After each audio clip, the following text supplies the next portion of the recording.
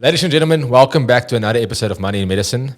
In studio today, we have Dr. Phetla from Doctorpreneur. Dr. Phetla is a qualified medical doctor. She's an MBA. She's got 13 years experience in private medical practice. She's also very much focused on helping doctors to create a practice that's self-sustainable, that allows them to grow their practice in a way that they can also focus on the clinical side. If this is the first time you've joined Money in Medicine is a platform where we are focused to provide you with information to help you make informed financial decisions.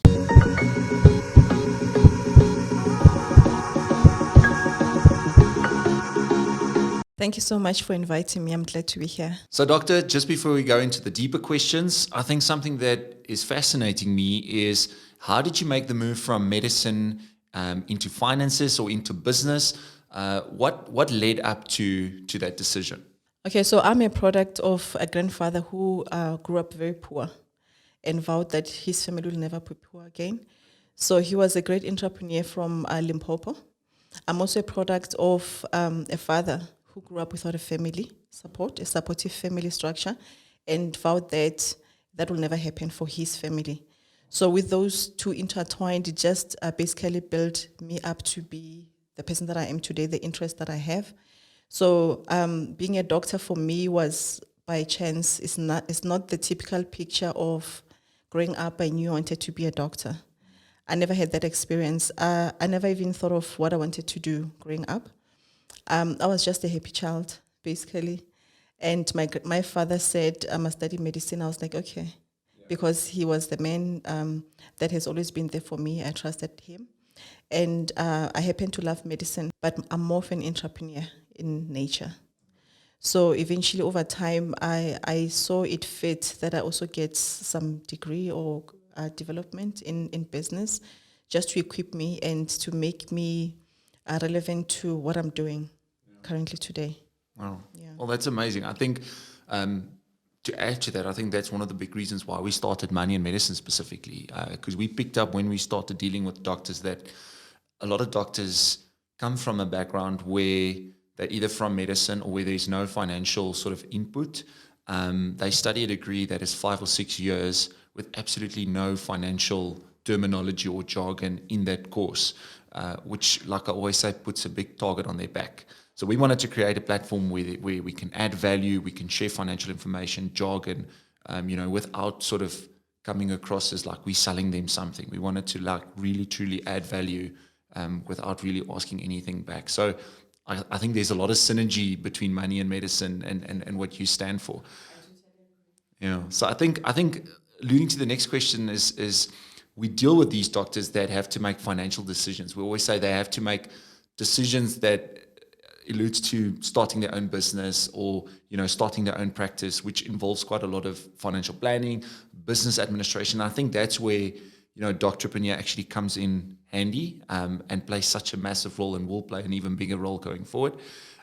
Typically, challenges for a doctor starting out as starting their own practice. I've got so much respect for everything that you've physically built up yourself. So what were some of the challenges when you started building your own practice or when you started out and making these business decisions that you can maybe share to some of our listeners? Well, I think under general, the challenge for a doctor is that the lack of financial or business training is a big issue. Because in medical school, we are taught to be clinically excellent, but there's no aspect of business training. Now, getting to private practice, which is basically a business, because entrepreneurship is defined as, let's say an entrepreneur is defined as somebody who takes financial risks in hoping to make profit. So in the case of a doctor, you're a qualified doctor, you're good at your clinical work, you master that part, but now you're engaging in a business that you don't know anything about, but you're interested, you'd love to do it because maybe you saw someone doing it, or you just have that instinct. Now you want to venture into it because you also trust yourself that you're a doctor, so you must be intelligent enough. But then the reality is you get there and you realize that there's so many gaps that you have. So the gap in financial education is the biggest challenge. And with that, then you have so many stakeholders that have more financial education than yourself. that end up exploiting you, because you're hoping that they'll help you. So you're asking for help in the wrong places again, and you can also make a judgment if the advice is actually adequate or relevant to you, because you don't really know, but you're hoping somebody knows. So that gap is also a consequence why there are other stakeholders that will take advantage of your ignorance, because they know that you're actually running a business, but you're not allowed to see it like that because you're a doctor and you're supposed to be focusing on helping your clients, which is the ethical responsibility that you have as a doctor. But everybody else knows you're running a business and they expect you to comply as a business. But guess what? You don't know anything about that. So that is the biggest challenge that I've seen for a lot of us. So I think by just listening to that, I think it's very important then, if you want to make that decision to go into private practice and treating yourself as a business, it's important also to identify the right stakeholders to partner with, to make sure that that business will be self-sustaining. How important would you say that it is for somebody that wants to buy into a practice to do a proper due diligence, to make sure that that business is actually affluent? Yeah, I think it's like with any business, because remember, like what we're saying now, we're talking about doctors who want to go into private practice or who are already in private practice. To first understand that you've got two roles that you always have to be trying to balance the whole time. You're a doctor and you're also a business person. So being a doctor, it has its own things, compliance issues that you need to comply with, ethical issues, clinical issues, and such. So now coming to the business side, you also need to know, like any other business, basically, do due diligence, choose strategic partners, which you don't always know who they are. So that's where you need coaching, or at least do some research, some basic research from people maybe that have done it that you think are doing well. Or, lawyers, an option, lawyers who have interest or at least who are focused on working with medical doctors, because it's not all lawyers that are actually informed to help a doctor. There's also the issues of accounting. Meet an accountant who has interest or at least experience in working with doctors, because medicine has got its own unique expectations and compliance issues. Financial planner is very important, because part of your solutions or making sure that you're going to be sustainable or at least take off is that you need to be planning how you're going to have money to sustain the business for a certain time. So short-term, long-term savings, capital to start that business. You need to be making sure you're considering how you're going to cushion yourself if things don't go well. There's always litigation. There's always the business just crashing. Now with Corona, everybody's going through a crash. Financially, business is slow. There's quite a few stakeholders that have interest in you running a business. SARS is one of them. Medical aid schemes are interested. Registrations with HPCSA. You need to be considering your suppliers of medicines, where you're going to buy your equipment. So there's a lot of things that needs to be considered, and it's difficult to kind of crush them or squash them in one. So this needs proper sit down with somebody who is capable, or at least you do your own research, engage with people that are capable, that have proven themselves to be capable in what they're helping you with. So that eventually you want to launch and run a practice that will be able to take care of you, your patients, and beyond you, still be able to exist as a brand. And I think it's also very important to identify a very good practice manager that can assist you with all these tasks, because like you've just mentioned, we've got medical aids, you've got suppliers, you've got people that you have to buy your equipment from, you've got the HSBCA, you've got your taxes that needs to be looked after, accounting, there's salaries that needs to be paid. And at the same time, you still have to look at the clinical side. You still have to basically treat that patient. And you can't be only focused on running the business, then neglect your patient, or just being so focused on your patients that you don't look at the business side. And I think that's why it's important to have a good practice manager and to have strategic partners that can assist you in running this practice.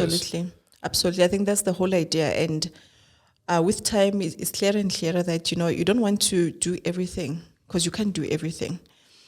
If you are a doctor and you have some business training, it's easier to even identify the strategic partners and to oversee your own practice manager. Because remember also, if you have a practice manager, you're hoping that they're on your side and they know what they're doing.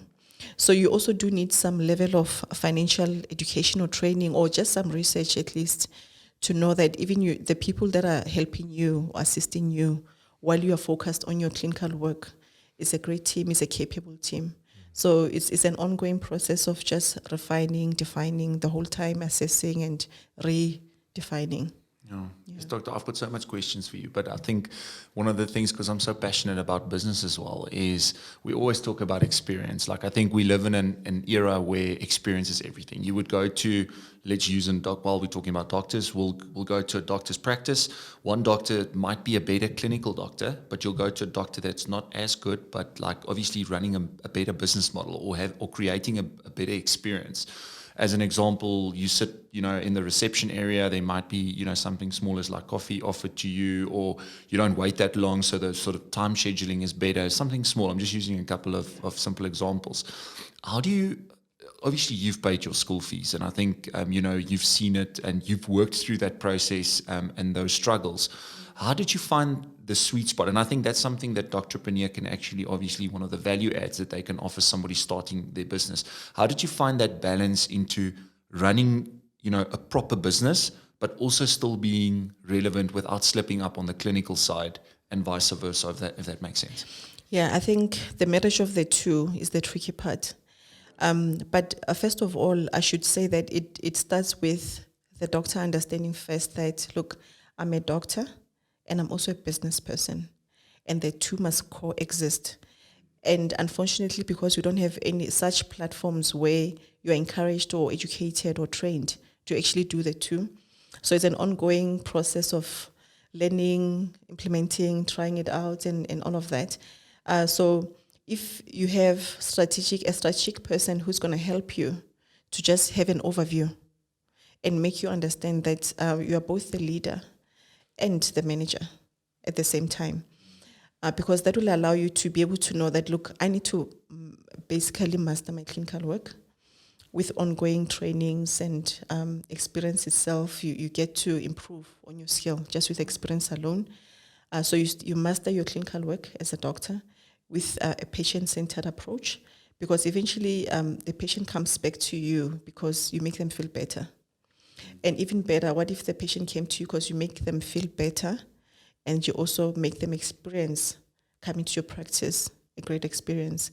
So it's that ongoing process of always being conscious of making the two coexist. So with that being said, I mean, you can't be everywhere. During work time, your clinical work is your clinical work, but you need to have time and place, strategic meetings with your team, make them understand your vision for the practice, where everything's supposed to go, and that vision must go through all the functional departments in the practice. And you hire capable people, you get a capable team, strategic partners. So it's quite a complex structure, as much as everybody else wants to simplify it and just say, just understand you're a doctor. But at the same time, you are being made to account for not acting like a proper business. So that's where you're forced now to empower yourself and develop yourself as a business person also. So sometimes there's some research done internationally showing that there is some concern about a doctor seeing themselves as entrepreneurs, because there might be some conflict in terms of, are you doing this for the money or for the patient? But I don't think there's actually any competition between the two. It's just to know that there's always what we call a primary role and a secondary role. As a doctor, your primary role, of course, is to be a doctor and master your clinical work and get your patients feeling better, and your priority to be the patient. But now you're helping the patient in a business structure. So now that part also has to be well established, well oiled. So now the two have to coexist to actually make the patient experience better and to make yourself a sustainable practice, and for you as an individual to keep going, because the reason we also struggle with burnout, depression, which starts all the way from medical school already, is that we are so overworked.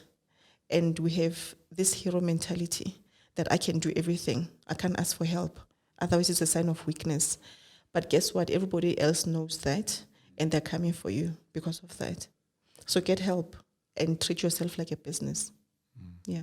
I think, alluding to what you just said, I think that it's sometimes it looks so easy for somebody from the outside that's got a business background to think, yes, if this doctor can just change this and this and this, he could actually run a better practice.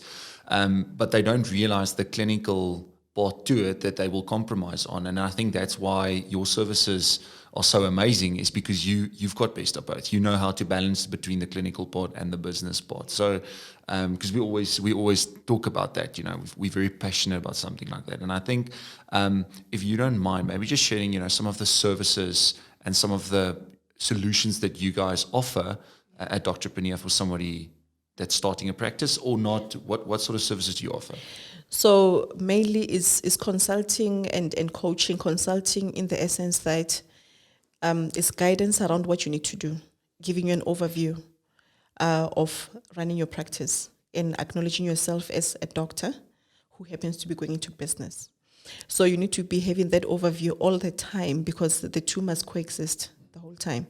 So the coaching part comes in where you're probably in business or you want to go into the practice, so to say, but you're also considering your family time, you've got your own medical conditions that you have to deal with. There's pressures in your own home. You want to develop yourself. So sometimes you just want advice in terms of what do I want? What is important for me right now? Or when can I implement this? At what stage should I do 1, 2, 3? So the coaching comes in the individuality of saying, what do you want? So just to helping you reflect and get to your answer. The consulting is more of giving you a structural overview of saying, look, as a doctor who happens to be an entrepreneur, because you're running a business basically, these are the aspects that you need to be considering in terms of running a business and making sure that you can launch this, because a business has cycles by itself. So knowing that, okay, I'm at this stage now, for this stage of the business cycle, what is it that I need to be doing? Or I'm at maturity stage now, how do I keep things going so eventually I don't go to a decline? So there's going to be different needs according to where you are. So it's very difficult to kind of generalize it, because each one will have their own unique situation, and the solution is going to be individualized. But the concept is going to be pretty much similar. A business is a business. So we're primarily doing consulting and coaching, and we're looking to do workshops in the future, which is going to be easier, because we'll be able to get the whole team as in strategic partners who are part of the solution to helping a doctor. Because I cannot claim myself to know everything, there's no way. But I do have an idea of an overview of what are the things that we need to be considering all the time, so that you are safe as a doctor, you're safe as a business person, while you're making sure that your patients are well taken care of, you're complying in terms of your clinical work, you're complying in terms of your business, so that eventually when you're okay, your family is okay, your business is okay, and the community you serve will be okay. So when Doctorpreneur comes into a business, and they basically start to, if I understand it correctly, you'll sit down with the doctor, you'll get to know him or her on a personal level to understand what is their goals with the business, their aspirations, what they want to achieve, and to get to know them on a personal level. Also to understand what their family structure is, how important is it for them to have to be spending time with their families, as well as to grow their business. And from there on, you would then also do an audit on the practice to see where the practice are currently at and what needs to be changed or what needs to be focused on to move it to that specific goal. Am I right? Very much close to what we do. We are not necessarily a lot on the technical level. So it's going to be basically more of doing a need analysis. So basically with a need analysis, it's going to be guided by the doctor. So the doctor will say, these are my concerns. And then that is going to guide me to know what questions to ask. And once I understand exactly what is it that they need, then is to just give them more of an overview to say, look, for what you want and for where you are, we should consider 1, 2, 3. You need to get these strategic partners. You need to develop your human resource in that direction.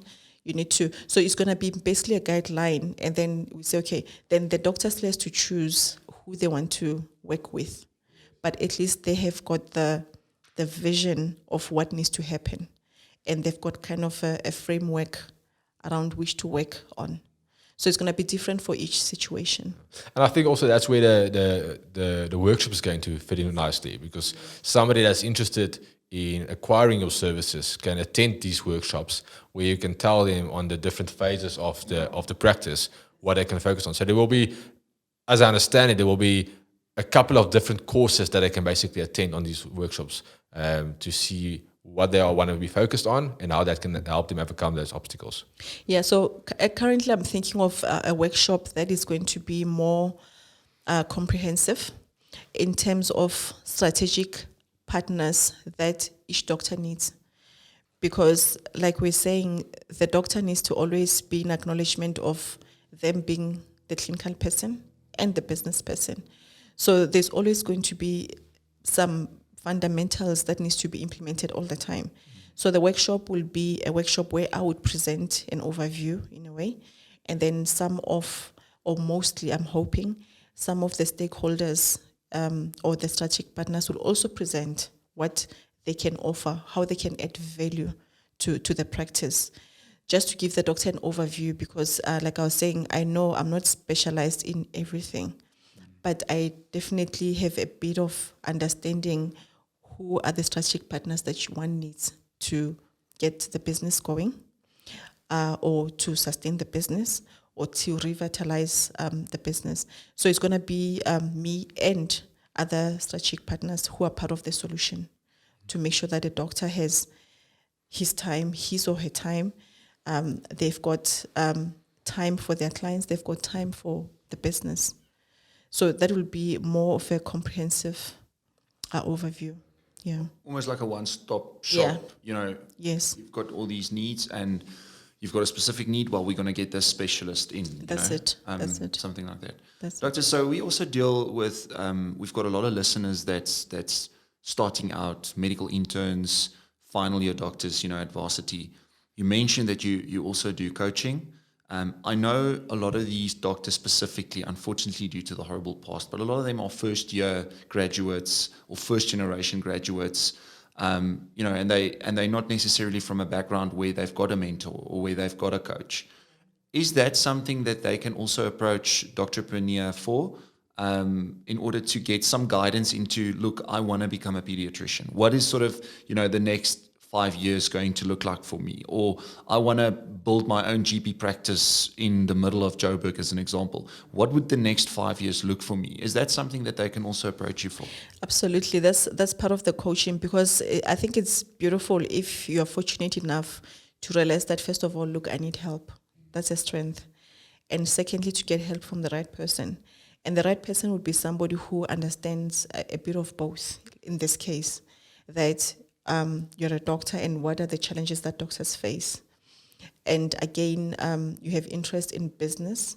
And also the business part or the practice part is not for everyone. I think that's also okay. And everyone must know that not everybody has to open a practice. And even if you want to open a practice, it's always a good idea to consider just giving yourself some time, because you need to gain experience, some clinical skills, some business skills. Doing locums can help a lot until you're ready, because there's also funding. You need to prepare. You need to be planning the whole process, which takes time and money. So preparing yourself before you get to start is great. Even when you're ready to start, you don't always have to own your own practice. Sometimes you can consider being in a group practice, because in that way you're sharing resources of time.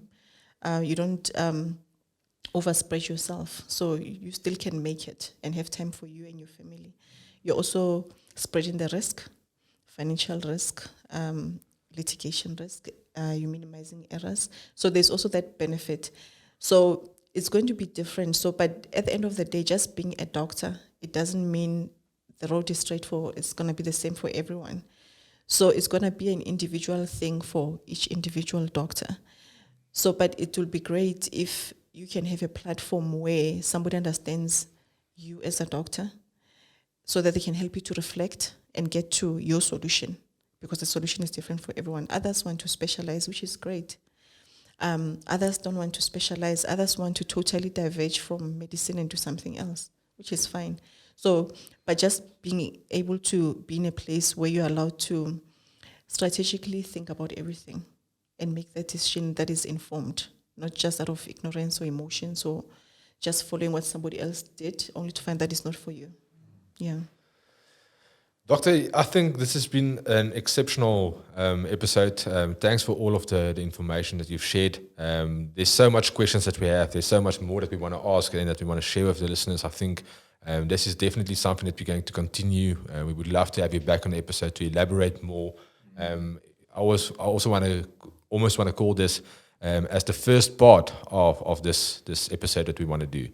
So thank you so much for availing yourself. Thanks for making yourself available and sharing your knowledge with us today. Doctor, so just on a last note from my side as well, how can somebody get in touch with you? Some of our listeners that's listening to the show now, how can they reach out to you? Well, we can be reached on, you can visit our website, www.doctorpreneur.co.za. Also on Instagram, we're available as DoctorpreneurZA. Thank you, Doctor, so much again. We really found a lot of value. Like Vanna said, I think this is definitely part one of the conversation. We will have another conversation to delve into some of the more deeper detail. If this is the very first time that you are joining in for the channel, we hope you enjoyed it. We hope you found a lot of value. Please go check out Dr. Phetla and Doctorpreneur. You're also welcome to visit our website on www.moneyandmedicine.co.za to check out the episodes, some of the other episodes that we did, some of the podcasts that you can join on Spotify as well, and also reach us under the Contact Us page. Until next time, plan the plan.